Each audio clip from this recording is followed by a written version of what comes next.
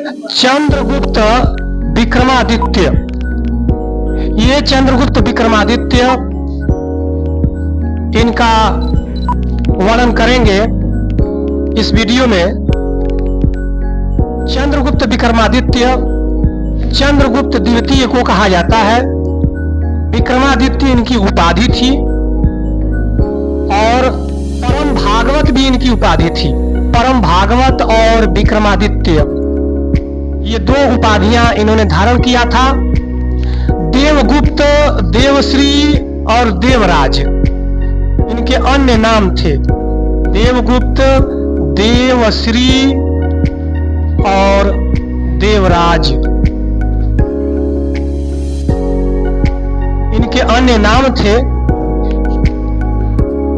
चंद्रगुप्त विक्रमादित्य ने मेहरौली के लौह स्तंभ का निर्माण करवाया था। मेहरौली के लौह स्तंभ, ये लौह स्तंभ जो है मीसोवाइट से बना है। मीसोवाइट से ये लौह स्तंभ बना है, बहुत पुराना है, तभी इसमें आज तक जंग नहीं लगा है। क्यों नहीं लगा है? क्योंकि यह इसमें अन्य तत्वों जैसे फास्फोरस की, सल्फर की अधिकता है, जिसकी वजह से इसमें जंग नहीं लगा है, जिसको मीसो वाइट कहते हैं। मेहरौली के लौह स्तंभ को चंद्रगुप्त विक्रमादित्य ने ही बनवाया था। चंद्रगुप्त विक्रमादित्य ने शक राजा को पराजित करके, जो शक क्षत्रप थे, शक क्षत्रप, उनको पराजित करके विक्रमादित्य की उपाधि धारण किया था और चांदी के सिक्के चलवाए थे।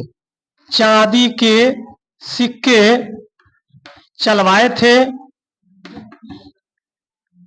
और विक्रमादित्य की उपाधि धारण किया था। मेहरौली का लौह स्तंभ भी बनवाया था। चंद्रगुप्त विक्रमादित्य के दरबार में 9 विद्वान रहते थे, जिन्हें नवरत्न कहा गया है, और इनमें सबसे प्रमुख है कालिदास। इन कालिदास का वर्णन करने के पहले मैं सभी नवरत्नों का, सभी विद्वानों का नाम रखना चाहूंगा। कालिदास है, शंकु है, धनवंतरी है,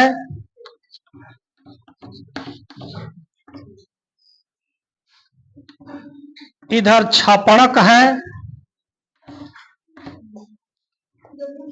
वेताल भट्ट है, वेताल भट्ट, छपड़क, वेताल भट्ट, और वर रुचि है,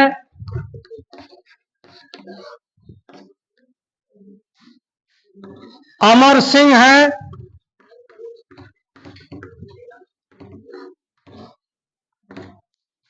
घट कर्पण है, और वाराह मिहिर है। वाराह मिहिर, ये 9 विद्वान रहते थे चंद्रगुप्त विक्रमादित्य के दरबार में। कालिदास, शंकु, धनवंतरी, छपड़क, वेताल भट्ट, वररुचि, अमर सिंह, घटकर्पर और वाराह मिहिर। इनमें वाराह मिहिर जो थे, ये खगोल विज्ञानी थे, ज्योतिषी थे। खगोल विज्ञान का ज्ञान पश्चिम के देशों को बहुत बाद में हुआ, लेकिन हमारा भारत विज्ञान में इतना संपन्न है कि वाराह मिहिर ने चंद्रगुप्त विक्रमादित्य के समय में ही खगोल विज्ञान का आविष्कार हो गया था।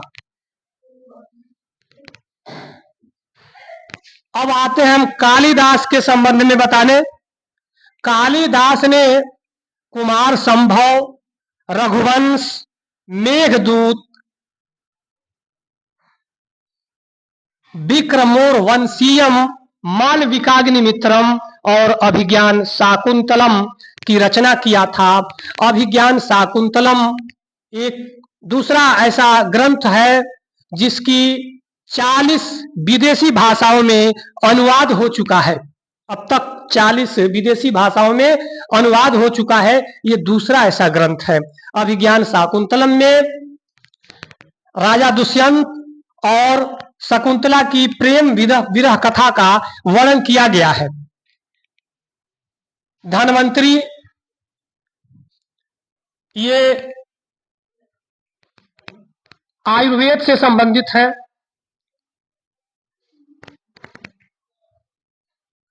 अब हम बात करेंगे चंद्रगुप्त विक्रमादित्य के शासन काल में चांदी के सिक्के चलाए गए थे, साथ में सोने के सिक्के भी चलाए गए थे। उन्हें हम दीनार कहते हैं। सोने के उन सिक्कों को दीनार कहा जाता है। और मेहरौली का लौह स्तंभ भी बनवाया था। और उनके दरबार में 9 विद्वान रहते थे जिन्हें नवरत्न कहा गया है। चंद्रगुप्त विक्रमादित्य के शासनारूढ़ होने, गद्दी पर बैठने की कहानी विशाख दत्त ने अपनी रचना देवी चंद्रगुप्तम में किया है। इसका वर्णन मैं करूंगा। देवी चंद्रगुप्तम, देवी चंद्र गुप्तम, यह पुस्तक लिखा है विशाख दत्त ने।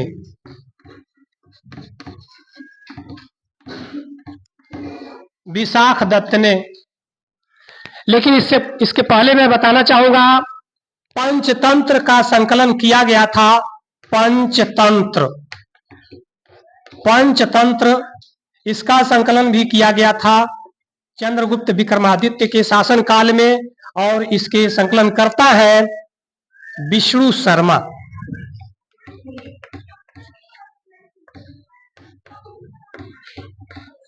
इसके संकलनकर्ता है विष्णु शर्मा। पंचतंत्र के संकलनकर्ता विष्णु शर्मा है। देखिए, देवी चंद्रगुप्तम में एक कथा है कि विशाख दत्त ने लिखा है, समुद्रगुप्त का पुत्र रामगुप्त राजा था, किंग था।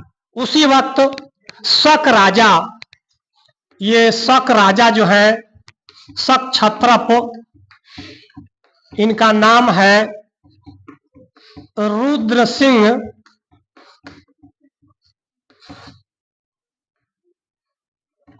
ये तृतीय है। रुद्र सिंह तृतीय ने आक्रमण कर दिया था रामगुप्त पर और धमकी दिया था युद्ध का। रामगुप्त को यह धमकी दिया कि या तो अपनी पत्नी को, जिसका नाम था ध्रुव स्वामिनी,